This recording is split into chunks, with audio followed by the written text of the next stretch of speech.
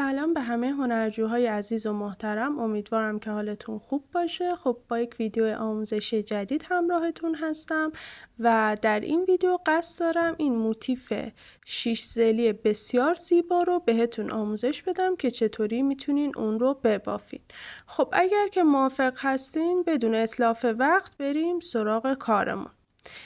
خب برای شروع کار اول از همه ما باید یک حلقه جادویی ایجاد بکنیم.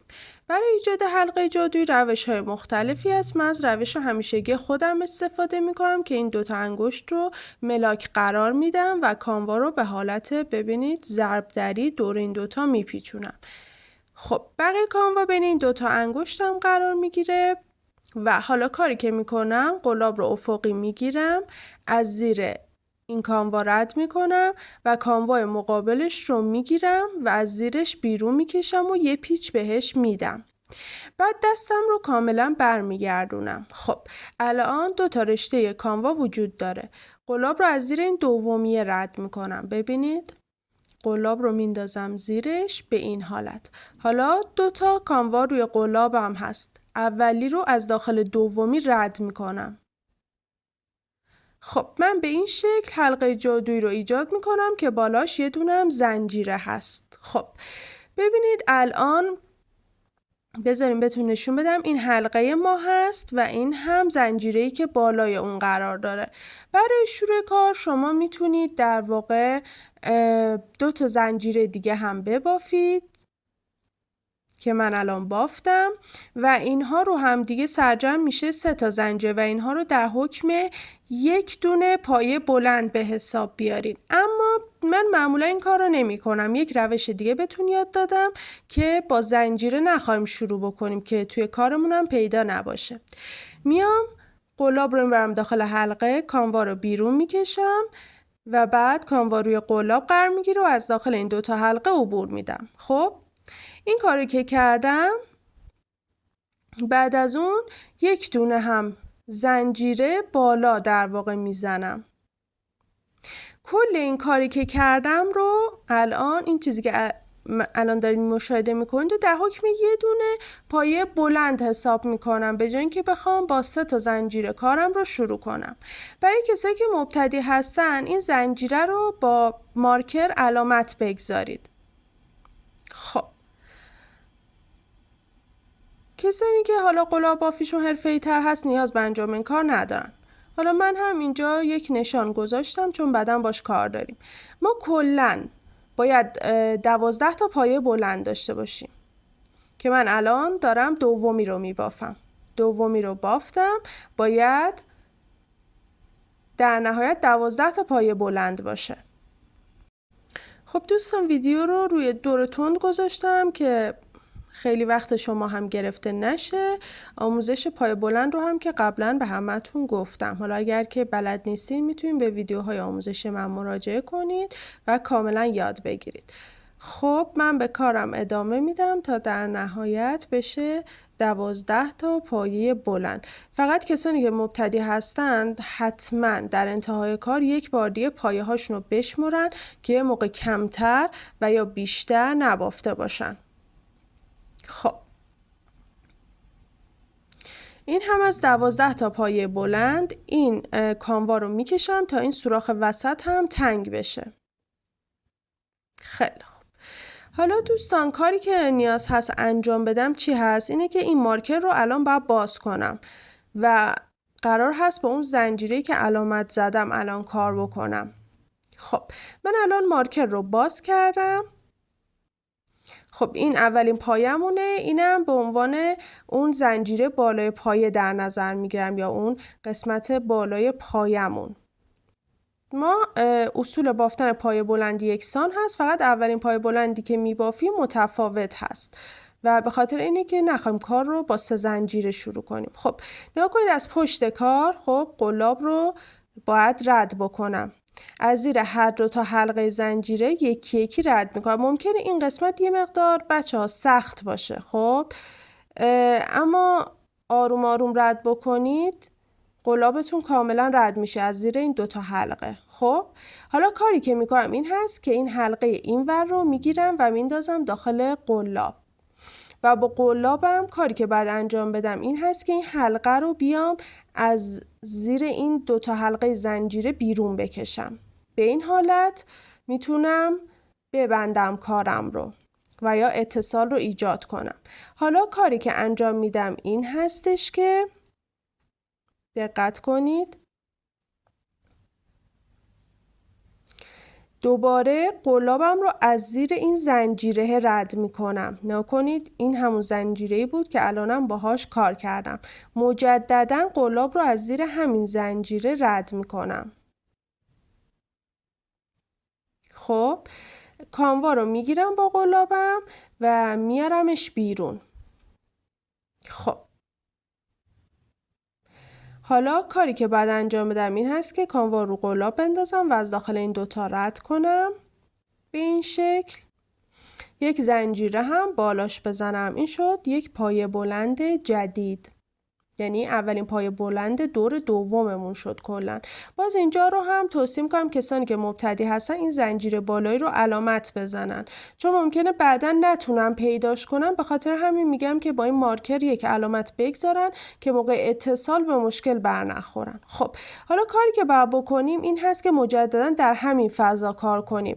ببینید ما الان خب کاری که باید بکنیم این هست که باید 4 پایه بلند در همین جا داشته باشیم. یکی رو بافتیم، باید 3 دیگه هم ببافیم. یه مقدار ممکنه اینجا چون فضاش تنگتر هست کار سخت‌تر باشه، ولی آروم آروم سعی کنید کانوا رو بیرون بکشید. من دقیقاً دارم داخل همین فضا کار میکنم. الان 2 بافتم، قراره که 3 رو الان ببافم. خب به همون شیوهی که همیشه پایه بلند رو میبافتم دارم پایه بلند میبافم. اینم از 3 و بعد از اون باید 4 رو ببافم. کانوا روی قلاب رو رد میکنم به این شکلی که مشاهده میکنین. کانوا رو میگیرم و بیرون میکشم. 3 حلقه الان روی قلاب دارم. کانوا روی قلاب از 2 حلقه اول، کانوا روی قلاب از 2 حلقه آخر. خب ببینید الان ما 4 پایه بلند داریم. حالا قرار هست یه حالت پاپکورنی ایجاد کنیم. اگر یادتون باشه تو پاپکورنی 5 پایه بلند میبافتیم و بعد پاپکورنیش میکردیم، اما اینجا طبق پترن خب باید 4 ببافیم و پاپکورنی کنیم. مارکر رو میام جدا میکنم.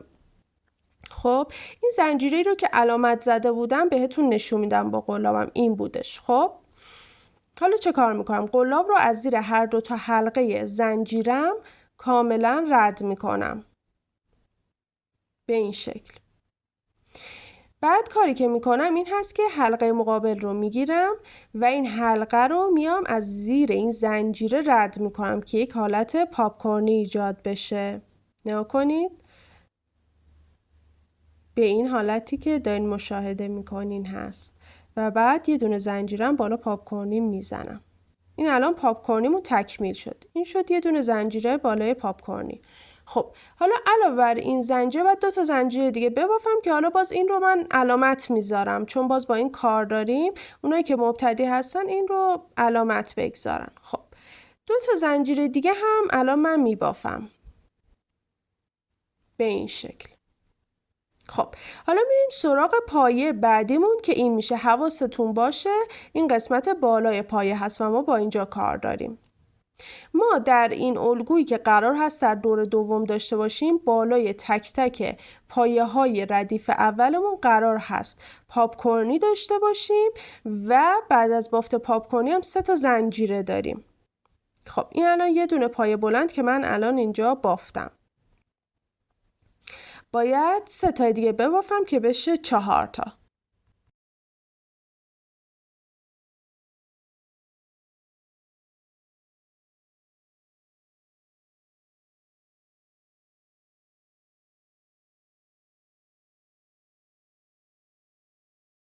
خیلی خوب، حالا که 4 کامل شد ببینید این 4 پایه‌مون هست. بعد حالت پاپکورنیش کنیم. این اولین پایه‌ای بود که بافتیم. اینم اون قسمت بالای پایه‌مونه. قلاب رو از زیر این حالت گیسپاف مانندش رد میکنیم و حلقه مقابل رو میگیریم. حلقه رو از زیر این گیسپاف بیرون میکشم تا پاپکورنی بشه و بعد یه دونم زنجیره الان بالاش زدم. این الان پاپکورنی ما شکل گرفته همونطور که داریم میبینین. خب الان من 2 تا زنجیره دیگه هم میزنم و این پترنی هست که ما باید تا انتهای این دور بچه‌ها رعایت کنیم. فقط حواستون باشه جا نندازین. چیزی که مهمه اینه که شما الان بتونین پایه‌های بعدی رو تشخیص بدید و این گیسپافا رو کاملا حواستون باشه که بالاشون رو ببافین و ردشون نکنید.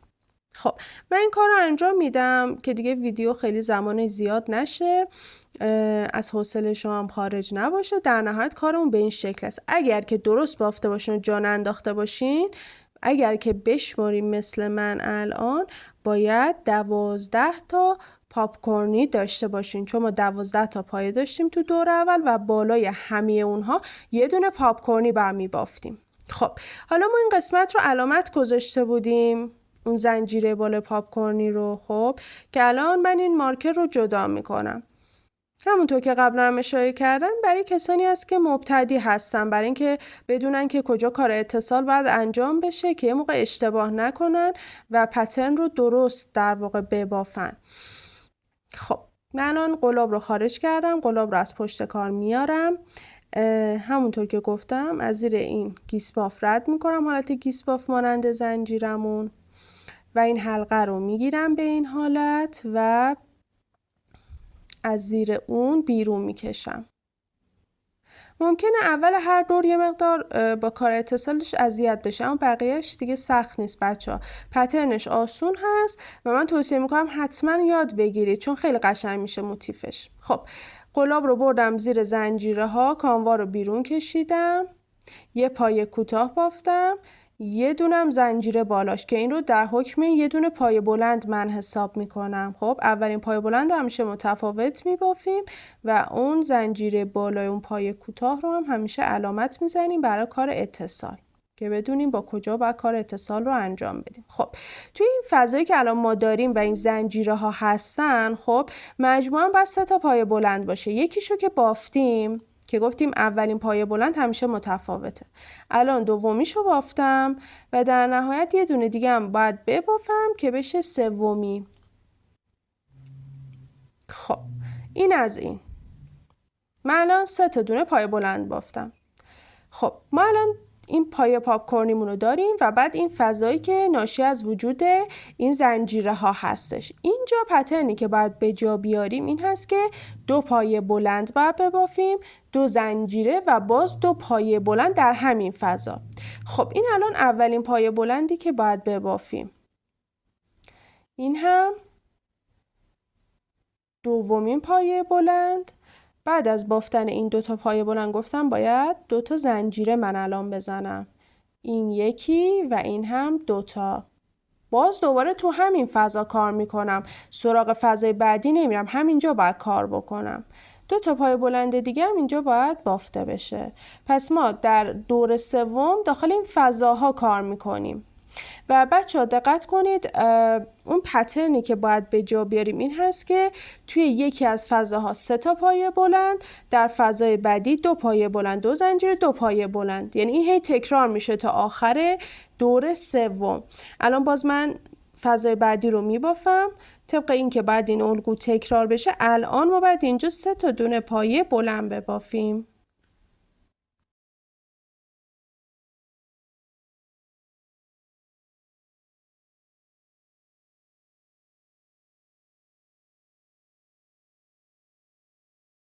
بسیار عالی دوستان، 3 تا رو بافتم. الان فضای بعدی طبق الگو باید 2 پایه بلند، 2 زنجیره و 2 پایه بلند باشه.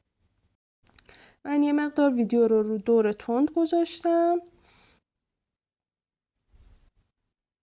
که شما هم خیلی حوصلتون سر نره. خب این 2 تا پایه بلند الان بافته شد. 2 تا زنجیره رو میزنم و الان در این فضا مجددا باید 2 تا دونه پایه بلند ببافم. خیلی پترنش آسونه بچه‌ها. دیگه همین رو شما باید تا انتهای این دور ادامه بدین. فقط باز تاکید میکنم حواستون باشه فضایی رو جا نندازین. پس این کار باید تا انتهای این دور رعایت بشه. من خودم بقیه قسمت ها رو میبافم که زمان ویدیو هم خیلی زیاد نشه. نکته‌ای هم که دیگه نداره. فقط حواستون باشه که درست ببافین و چیزی رو جا نندازین. بسیار عالی. من دور تا دور رو طبق این الگویی که گفتم بافتم و الان میرسیم به اتصال. خب برای اتصال ما مارکر میذاشتیم که یه موقع اشتباه نکنیم. حتما افرادی که مبتدی هستن هم تعداد پایه ها رو در انتهای هر دور بشمرن، هم این که مارکر بذارن جاهایی رو که من گفتم مارکر باید حتما قرار بدن که اشتباه نکنن برای اتصال. خب الان ما میریم برای اتصال و دیگه موتیفمون تقریبا شکل خودش رو گرفته، فقط باید در دور آخر شروع کنیم پایه کوتاه بافتن که اونم بهتون میگم به چه شکلی هست. خب ببینید قلاب رو دوباره از پشت کار میارم، از زیر این زنجیره رد میکنم. ممکنه اینجا یه مقدار اذیت بشین ولی خب آروم آروم اگر رد کنین قلابتون رد میشه. خب به این شکل کاملا رد کردم. این حلقه رو میگیرم و با کمک قلابم اون رو از زیر اون زنجیره که علامت زده بودم میتونم رد بکنم. اگر مراحل رو یکی یکی با من بیاید قطعاً به راحتی میتونید این موتیف رو ببافید. خب الان کاری که باید بکنم باز دوباره با همین زنجیره که اینجا باش کار کردم کار دارم، یعنی باید قلاب رو دوباره از زیر همین زنجیره رد کنم، سراغ زنجیره بعدی نمیرم. قلاب رو از زیرش رد میکنم، به این حالت کاموا رو میگیرم و بیرون میکشم. خب حالا یه دونه پایه کوتاه بالاش میبافم. ما دیگه تو این دور فقط قراره پایه کوتاه ببافیم بچه ها، پس دیگه بالای زنجیره نمیذارم و همین اولین پایه کوتاهی رو که بافتم و علامت میگذارم. خب علامت ای زدم که یادم باشه باید با اینجا کار اتصال رو انجام بدم. بالای تک تک این پایه بلندایی که میبینید ما باید یه دونه پایه کوتاه حتما ببافیم، یک دونه پایه کوتاه. خب این الان پایه بلند بعدی، حواسم هم هست که عجله نکنم و پایه ای رو جا نندازم. خب بالای این یه دونه پایه کوتاه میبافم، میرم سراغ پایه بلند بعدی که این هست، بالای این هم یه دونه پایه کوتاه میبافم، بعدی این یکی هست، بالای این هم یه دونه پایه کوتاه باید بافته بشه، باز بعدی این میشه که بالاش یه دونه پایه کوتاه داریم. خب پایه بلندا رو که رد کنیم میرسیم به جاهایی که زنجیره داشتیم از دور قبل. خب اینجاها باید چه کار کنیم؟ اگه یادتون باشه اینجا 2 تا زنجیره داشتیم. خب این 2 تا زنجیره هستن که باید بالای اینا بچه ها ما 3 تا پایه کوتاه ببافیم. پس تو این فضاهایی که هست 3 تا باید پایه کوتاه بافته بشه و بالای همه پایه بلندها شما باید یه دونه پایه کوتاه ببافین. این الگویی هست که باید برای دور آخر شما رعایت کنید. همونطور که گفتم بچه ها خیلی آسونه. نکنید الان 3 تا بافتم. شما همین پترن رو طبق چیزی که من گفتم اجرا کنید، یک موتیف بسیار جذاب میتونیم ببافین. اینجا الان باز پایه بلند دارم، بالاش پایه کوتاه میبافم. باز دوباره پایه بلند دارم، بالاش پایه کوتاه میبافم. پایه بلند بعدی باز به همین شکل یه دونه پایه کوتاه بالاش میبافم و به همین شکل کار رو ادامه میدم.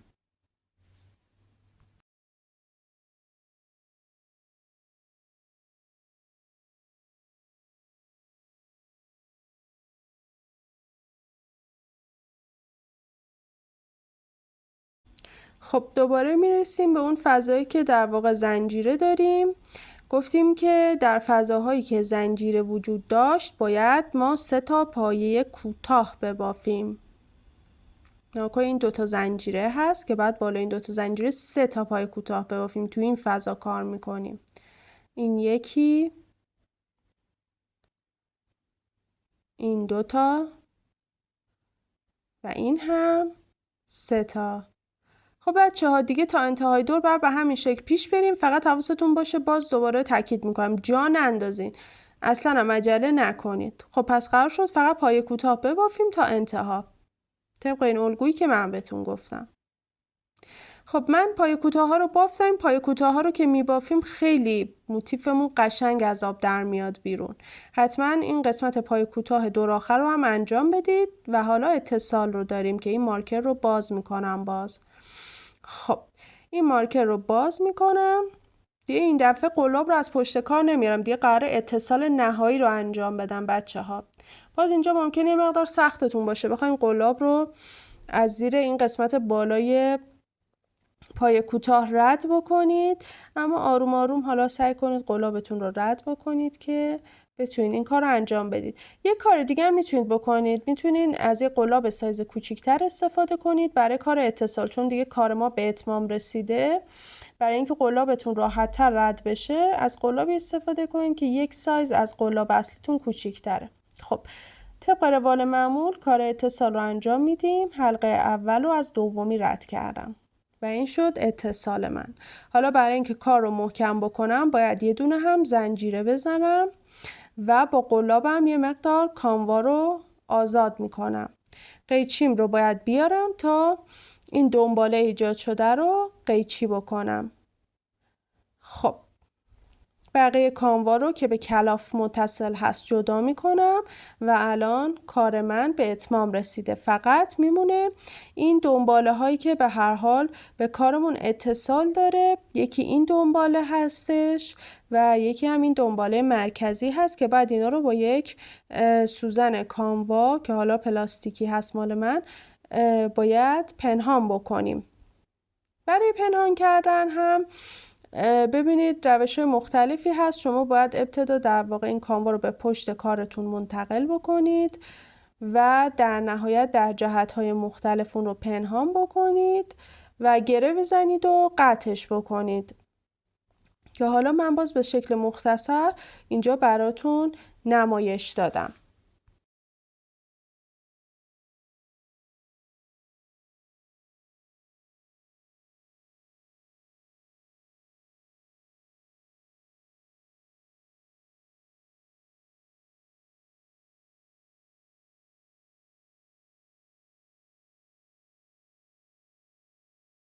همونطور که پیشتر هم گفتم باید با سوزن کانوا توی جهات مختلف این کانوا رو بیایم و پنهان کنیم. خب این قسمت مرکزی رو هم میام باز دوباره با همین سوزن کانوا پنهان میکنم.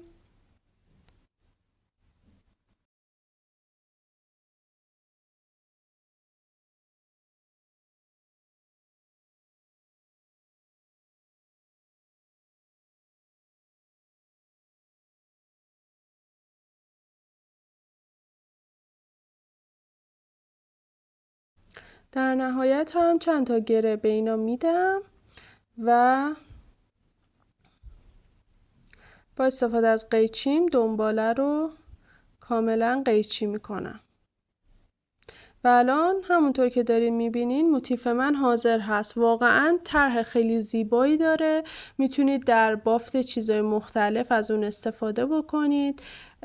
امیدوارم که این ویدیو آموزشی براتون مفید بوده باشه. تا ویدیوی دیگه خدا نگهدار.